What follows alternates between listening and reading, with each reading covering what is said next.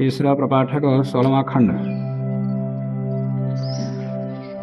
पुरुषो वावा यज्ञः तस्या यानि 24 वर्षाणि रतः तदत् प्रातः सवनं 24 गायत्री गायत्रं प्रातः सवनं तद अस्या वसवो अन्वायत्ताः प्राणाः वावा वसवः एते हि इदं सर्वं वासयन्ति। अभी पुरुष साधना के पथ पर निकला है तो पुरुष को समझा रहे हैं कि तुम्हारा जीवन कैसा है। अभी तक तो परमात्मा कहाँ पर है, तुम कहाँ पर हो, वहाँ प्रवेश करने का मार्ग क्या है, साधना क्या है, बता दिया। तुम्हारे जीवन का मूल्य क्या है ये बता रहे हैं कि पुरुषो वाव यज्ञ। पुरुष माने मनुष्य के शरीर में आया हुआ जो जीवात्मा है वो यज्ञ है, क्योंकि वो पूजनीय है। पूजनीय इसलिए है कि वो मोक्ष प्राप्त करने के लिए ये शरीर मिला है। पुरुष सामान्य रूप से सभी प्राणियों में विद्यमान जीवात्मा के लिए आता है, पर यज्ञ जिसको कहा जा रहा है वो मनुष्य के शरीर में आया हुआ जीवात्मा। उसका जीवन, मनुष्य का जीवन एक यज्ञमय है। कैसे? पुरुषो वाव यज्ञ। यज्ञ इसलिए कि परमात्मा एक पवित्र कर्म करने के लिए, एक पवित्र लक्ष्य को सिद्ध करने के लिए मनुष्य को शरीर दिया है, इसलिए यज्ञ। और यज्ञ 3 सवनों में विभक्त होता। कौन कौन से? प्रातः सवन, माध्यमिक सवन, तृतीय सवन। तो यानी 24 वर्षाणी, तुम्हारे जो 24 वर्ष है, माने ब्रह्मचर्य आश्रम है हमारा, वो 24 वर्ष का है। वो 24 वर्ष का तुम्हारा जीवन तत् प्रातः सवनम, वो प्रातः सवन है। क्यों प्रातः सवन? कैसे? 24 अक्षरा गायत्री। प्रातः सवन का छंद क्या है? गायत्री। गायत्री कितने अक्षरों में होता है? पहले छंद कितने अक्षरों का? 24। दूसरे बोलिए 24 अक्षर का। और मनुष्य जो प्रारंभिक जीवन है, ब्रह्मचर्य आश्रम है, वो भी 24 वर्ष का। तो ये भी गायत्री छंद के समान हो गया, तो प्रातः सवन ही हो गया। तुम्हारा 24 वर्ष का ब्रह्मचर्य काल ये प्रातः सवन है, क्योंकि 24 अक्षरा गायत्री। गायत्री छंद 24 अक्षर का, और तुम्हारा वर्ष भी 24 वर्ष के हैं। गायत्रम प्रातः सवनम, क्योंकि गायत्री छंद प्रातः सवन है, माने प्रातः सवन संबंधी है, इसलिए तुम्हारा जीवन भी प्रातः सवन है। तद अस्या वसवः अन्वायत्ताः। और प्रातः सवन का देवता कौन है? वसु। तद अस्या, इस प्रातः सवन का देवता या उसका आधार वसवः अन्वायत्ताः, वसु ही उसके ऊपर आश्रित हैं, या वसुओं के लक्ष्य होकर के ही वो प्रातः सवन चलता है। तो प्रातः सवन का छंद गायत्री है, तो इसलिए प्रातः सवन हो गया। अब प्रातः सवन का देवता वसु है, तो इसका वसु क्या है फिर? जो ब्रह्मचारी है। प्राणाः वावा वसवः, प्राणी ही इसके वसु है। तो प्राण वसु कैसे? कितने प्राण है? प्राण का अर्थ प्राण नहीं होता, प्राण का अर्थ इंद्रिय भी होता। क्यों? प्राण भिन्न भिन्न क्षेत्रों में, भिन्न भिन्न अधिष्ठानों में रह करके कार्य करता। इंद्रियां काम कर रही हैं तो प्राण के आधार पर ही कर रही हैं, तो वो प्राण ही है। वेदांतों में भी आया, प्राण इंद्रियों के लिए आता है। और उपनिषदों में आगे, इसी उपनिषद में आएगा, ना वै वाचाः न चक्षुंषि न श्रोत्राणि न मनांसि इत्याचक्षते। ये वाग आदि इंद्रियां, ये वाग आदि नहीं है। असली वाग आदि तो इसके अंदर जो प्राण है वो है। प्राणाः इति एव चक्षते, प्राणा ही एव एतानि सर्वाणि भवन्ति। ये प्राणी ही इसके अंदर ये चक्षुरादि इंद्रियों के रूप में विद्यमान है। तो प्राणी मुख्य है, और सूक्ष्म शरीर में प्राण नहीं गिना, क्यों? वहाँ इंद्रियां हैं, वो इंद्रियों में प्राणी तो है। बृहदारण्यक में भी आता है कि ते एतस्य एव सर्वे रूपम अभवन्। वो जो प्राण के रूप है, बस वही इंद्रियों के रूप में बदल गया है। तस्माद् एते न आख्यायन्ते प्राणाः। तो प्राण ही सब इंद्रियों में प्रतिष्ठित है, इसलिए इंद्रियां प्राण के नाम से ही कही जाती हैं। तो ए देना आख्यायन्ते प्राण, तो यहाँ प्राण का तात्पर्य इंद्रियां। तो वसु कितने? 8 वसु हैं, तो इसके अंदर 8 वसु। तो 5 ज्ञानेन्द्रिय, मन, बुद्धि, अहंकार, तो मन अहंकार बुद्धि, ये मिला करके ये 8 ही इसके वसु हैं। तो प्राणाः वाव वसवः एते ही इदं सर्वं वासयन्ति। क्यों इनको वसु क्यों कहते हैं प्राण को? क्योंकि ये प्राण ही तो सबको जीवन देते हैं, जीवन प्रदान करते हैं, इसलिए इनको वसु कहते हैं। वासयन्ति इति वसवः, जो बताते हैं वो। तो यहाँ पर 24 वर्ष का यह पूरा जीवन ही एक यज्ञ है। उसका पहला भाग, पहला पड़ाव प्रातः सवन का। और प्रातः सवन रूपी ब्रह्मचर्य काल में क्या करता है व्यक्ति? आचार्य के पास रह करके विद्या का अध्ययन करता है। बस वही उसका यज्ञ है, ज्ञान का अर्जन करना, वेद आदि शास्त्रों का अध्ययन करना, ज्ञान प्राप्त करना। इस रूप में वो अपने आप को उन्नत बनाता है। ये एक यज्ञ है, पवित्र कर्म है। तो अपने आप को ऊपर उठाने का एक पहला पड़ाव, पहली सीढ़ी। इसलिए गीता में भी कहा है, उद्धरेत आत्मना आत्मानम न आत्मानम अवसादयेत। आत्मा अपने आप का ऊपर उठाना, आत्मा से आत्मा को ऊपर उठाना, उसको ना अवसादयेत, नीचे न गिराएं, अपने आप को ऊपर उठाएं, नीचे नहीं। आत्मा एव ही आत्मना बंधु, आत्मा एव रिपुरात्मा, आत्मा ही शत्रु है और आत्मा ही मित्र है। अपने आप ही मित्र हैं, अपने आप ही शत्रु बनते। जो अपने आप को ऊपर उठाता है वो अपने आप का मित्र है, और जो अपने आप को नीचे गिराता है वो अपना अपना ही शत्रु है। बाहर वाले शत्रु नहीं होते और ना बाहर वाले मित्र होते। शत्रु मित्र तो स्वयं होता अपने जीवन का। तो इसलिए ये एक यज्ञ है, पवित्र कर्म है, और इस पवित्र कर्म से अपने आप को उन्नत करना, पवित्र कर्म से दूर होकर के नीचे नहीं गिरना, अपना शत्रु स्वयं नहीं बनना। ये बता दिया। आगे कहते हैं, तम चेत एतस्मिन् वयसि किंचित उपतपेत सः ब्रूयात् प्राणाः वसवः इदं मे प्रातः सवनम् माध्यन्तिनं सवनम् अनुसन्तनुत इति मा अहं प्राणानां वसूनां मध्ये यज्ञः विलोप्सीय इति उदः एव ततः एति अगतः हा भवति। अब कोई पढ़ रहा है, कोई आके बोलता है, क्या पढ़ रहे हैं? वेद पढ़ रहे हैं। क्या करते वेद पढ़ के? कोई नौकरी मिलती है, बोलते हैं ये पढ़ क्या करोगे, क्या मिलेगा? बोलते तम चेत एतस्मिन् वयसि, इस प्रातः सवन रूपी वय में कोई आकर के ये बोले तो किंचित उपतापेत, उसको उपताप करे, उसको दुखी करे, कि कुछ न कुछ ऐसी बात छेड़ देना कि जिससे कि वो विचलित हो जाए, इस मार्ग से दूर हो जाए। वो ये नहीं कहता कि वो कोई गलत भावना से नहीं प्रेरित करता, उसको मार्ग मालूम नहीं होता ये असली मार्ग है क्या। कह रहे ये पढ़ क्या करोगे, क्या मिलेगा?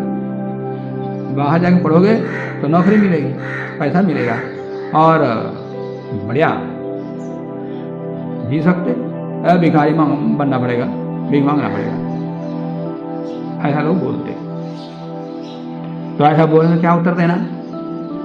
तम चेद एतस्मिन् वयसे किंचित उपतपेत सः ब्रूयात्, उसको उत्तर दें।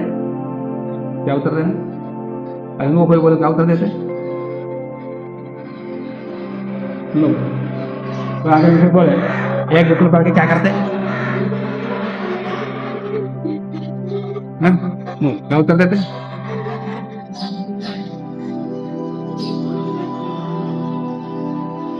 ऐसे तो यहाँ उत्तर बता रहे, क्या उत्तर देना? देखो, मैं एक पवित्र यज्ञ कर्म में हूँ और यज्ञ में विघ्न डालने वाला, यज्ञ का ध्वंस करने वाला कौन होता है? राक्षस। मैं नहीं चाहता कि आप राक्षस बने, आप देव बने। मैं देव कर्म लगा हुआ हूँ, आप देव बनिए। और यज्ञ कर्म में इसे पहले यज्ञ बोल दिया कि यज्ञ कर्म में विघ्न डालने वाला राक्षस होता है। कि मैं चाहता हूँ कि आप ऐसे पद को प्राप्त ना करें, ऐसे पद को प्राप्त ना करें, आप देव के रूप में रहें। तो आगे बताएंगे। सह ब्रूयात् प्राणाः वसवः इदं में प्रातः सवनम। ये प्राण मेरे वसु हैं और इस वसुओं के माध्यम से वसु देवता का प्रातः सवन कर रहा हूं मैं। वसु देवता का प्रातः इदम में प्रातः सवन, ये मेरा प्रातः सवन है। और प्रातः सवन में बीच में ही विघ्न डालना, माध्यम सवन का और तृतीय सवन का या यज्ञ का पूरा ध्वंस करना जैसा मैं चाहता हूं, मेरे इस यज्ञ को आप पूरा कराएं, विघ्न न डालें। माध्यम दिन सवनम अनुसंतनुत, मेरे इस माध्यम दिन को पूर्ण करने के लिए, इसके बाद माध्यम दिन, उसके बाद फिर तृतीय सवन, इसको पूर्ण करने के लिए मुझे प्रेरित करें। ये नहीं, इसके ऊपर क्या करते? 100 में शब्दों कह दिया। भाव तो वह है कि मैं नहीं चाहता कि आप असुर बने, आप देव बने। देव बन कैसे बनते हैं? कि मेरे इस यज्ञ कर्म में सहयोग करें, प्रेरित करें, विघ्न न डालें। तो माध्यम देना सवनम अनुसंतनुत इति, इस प्रकार के समाधान दें। स्वामी दयानंद बड़े कठोर शब्द कह दिए। कोई आकर के संस्कार विधि में से कोई आकर के बोले ब्रह्मचारी से, ब्रह्मचारी रहकर क्या करोगे? शास्त्र में चलो, ये भर कर क्या करोगे? लौकिक जीवन भरो, लौकिक जीवन भरो। उसको ऐसा होता, छोकरों के छोकरे मुझे उपदेश देते। छोकरा छोकरा मतलब क्या होता? अरे मूढ़ों के मूढ़ लोग मुझे उपदेश देते, ऐसा उत्तर देना। कभी कभी देना पड़ता है, कठोर शब्दों में भी देना पड़ता है। कुछ होता अनजानवश उपदेश देते, उनको मालूम नहीं होता, अजानवश देते। ये नहीं कि उनको जानबूझ करके इसको बिगाड़ना, दूसरे मार्ग में भटका देना, ऐसा कोई गलत भावना नहीं देते। जो देते हैं हित की दृष्टि से ही उपदेश देते हैं, पर हित क्या होता है उनको खुद को नहीं पता। जो स्वयं नहीं चल रहा है, दूसरों को क्या हित देता, पर उपदेश देता है हित की भावना से ही देता है। तो हित की भावना से इस प्रकार समाधान देना।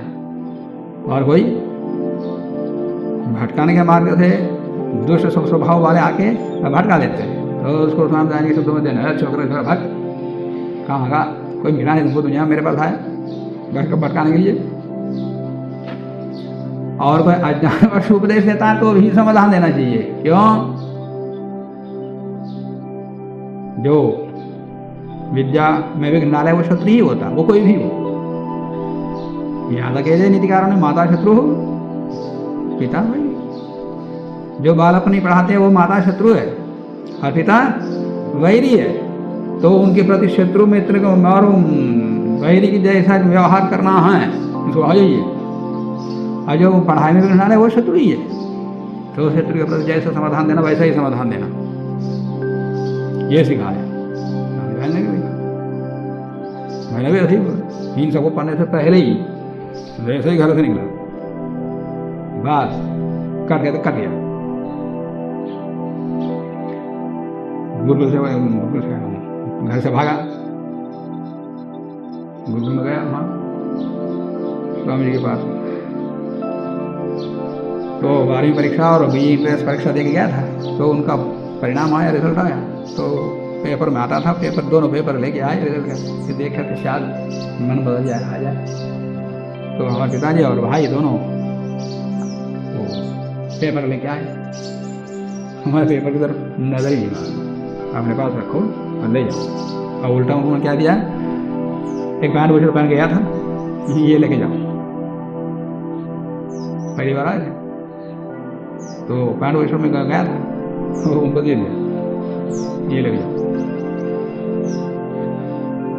उसके बाद कितने लोगों ने पता नहीं कितने प्रकार के विघ्न डालने के लिए प्रयास किए, हित की दृष्टि से भी और किसी की दृष्टि से, पर किसी कोई अवकाश नहीं देना, तुरंत काट देना कि विघ्न न डालने। जो चलना चाहता है वो उसी में चलेगा, वो कोई जो कोई किसी चाहे अच्छा मार्ग में ले जाए चाहे बुरे मार्ग में ले जाए, जो जिसमें चलता है वो उसी में चलेगा। शराबी को शराब मत पियो, सब उपदेश करते हैं ना, वो छोड़ता नहीं, वो यहाँ तक भी प्रयास करते हैं कि उसको दवाई भी खिलाते गुप्त रूप से, भोजन में, चाय में, शरबत में मिला करके दवाई खिलाते हैं, वो नहीं मानते। तो जैसा उसका नशा है वैसे आध्यात्मिक मार्ग में नशा वालों को वो वैसे चलता, कोई कुछ नहीं, लाखों प्रयास कर ले नहीं चलता। हम इसी मालूम होते हैं, अगर ज़्यादा प्रयास करेंगे जैसे उत्तर देते। तो मैं यज्ञ कर्म कर रहा हूँ, इस यज्ञ कर्म में मुझे विघ्न डाल करके असुर मत बनो, राक्षस मत बनो। ये सहयोग करना चाहते हैं तो इसमें प्रतनुता, संतनुता, मुझे इसके यज्ञ के विस्तार में सहयोगी बनो। पढ़ाई पूरी होने के बाद कहाँ जाते हैं? घर जाते हैं, घर जाते बोलो ना, कहाँ जाते? हमारी पढ़ाई हो कहाँ जाओगे? नहीं रहोगे, ठीक है भैया। घर जाते हैं कि नहीं जाते? अरे उसमें कोई डर क्या लेते, घर जाते हैं। मेरा पढ़ाई पूरी हो गई, मैसूर में हिमाचल दर्शन पूरा हो गया, होने वाला था, तो फोन था। तो मैंने अपनी योजना बनाया, मोरताड़, जानते हो मोरताड़? हाँ हाँ, हमारे गाँव अरे उतर देना तुरंत। तो वहाँ एक आर्समाज मंदिर है, फिर गए, आर्समाज है वहाँ एक वानप्रस्थ रहते जाए, वो आर्यमुनि जिनका के पिता है, अब 2 सन्यासी रहते थे।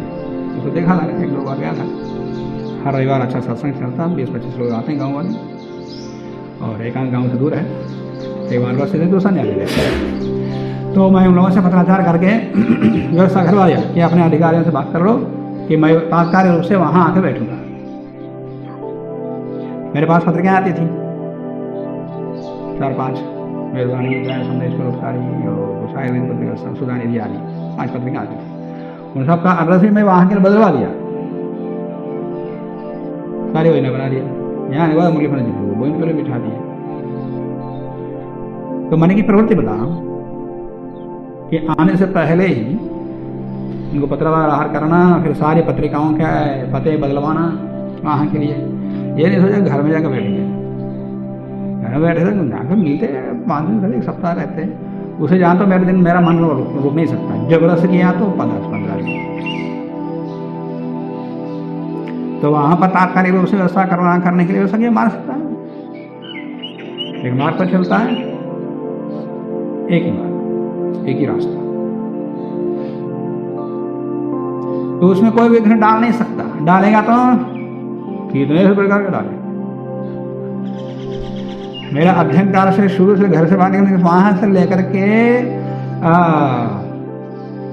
अंतिम समय तक, वो कितने लोग ना परीक्षा दे लो, परीक्षा दे लो, नौकरी मिलेगी, सर्टिफिकेट मिलेगा, कुछ तो आधार मिलता, उपदेश देते रहे।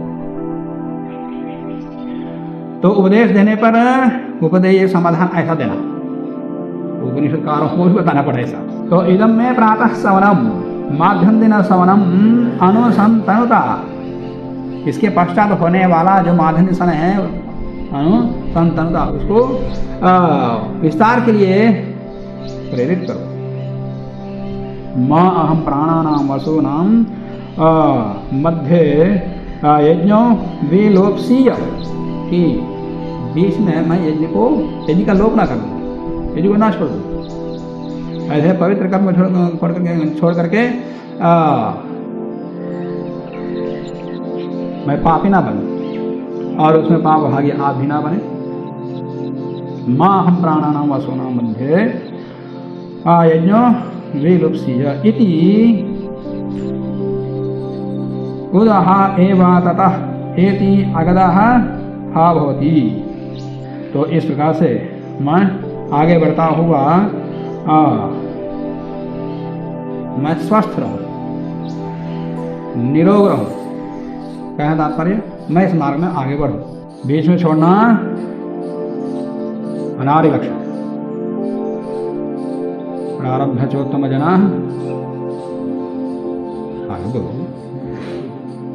प्रारब्ध चोत्तम जना न परित्यजन्ति। प्रारब्ध नहीं, नीच लोग, मध्यम लोग, उत्तम लोग होते। नीच लोग अरे काम करेंगे तो बड़ा झंझट है, कहाँ झंझट फंसते, काम ही शुरू नहीं करते। कुछ लोग जोश होश के साथ कार्य शुरू करते, थोड़ा और विघ्न डालते ही आते ही खत्म। ये माध्यम लोग काम तो शुरू किया और विघ्न पड़ते ही विघ्न छोड़ देते। और उत्तम लोग विघ्न पुनः पुनः प्रतिहन्यमाने, बीच में बड़े से बड़े विघ्न आने, जो काम करते उसी को विघ्न आते। जो विघ्न कर रहे हैं, विघ्न आ रहे हैं, कठिनाई आ रही है, समझ रहा है कि अच्छे मार्ग पर चल रहा है।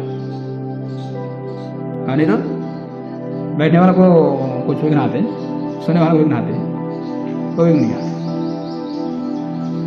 तो हम मैं यज्ञ कर्म में चल रहा हूँ, उत्तम मार्ग में चल रहा हूँ, इसमें विघ्न आगे आएंगे। उत्तम काम में ही ज्यादा, जो जितना बड़ा उत्तम काम होता है ना, उतने ही ज्यादा विघ्न आएंगे। तो उन सब विघ्नों को पार करते हुए आगे चलना उत्तम जनों का लक्षण है, नहीं तो निष्ठुरों का लक्षण होता है। गीता में भी आता है, संभावितस्य च अकीर्ति मरणादि इति उच्यते। और मैं उत्तम मार्ग में चल रहा हूँ, अब मैं उत्तम व्यक्ति बनना चाहता हूँ, मध्यम या नीच व्यक्ति नहीं। और नीच का तात्पर्य अपयश, अकीर्ति। अकीर्ति उत्तम व्यक्ति के लिए मरण के समान है। संभावितस्य च अकीर्ति ही मरणादि इत्युच्यते, मरण के समान उसको कहा जाता है। जो उत्तम मार्ग में चलता है उसका अपयश, अकीर्ति, इसको मृत्यु के समान है। और मैं उस मृत्यु भाग्य या अकीर्ति के योग्य नहीं बनना चाहता, इसलिए आप उसमें भाग्य ना बने। इस प्रकार 100 में शब्दों में उसका समाधान देना।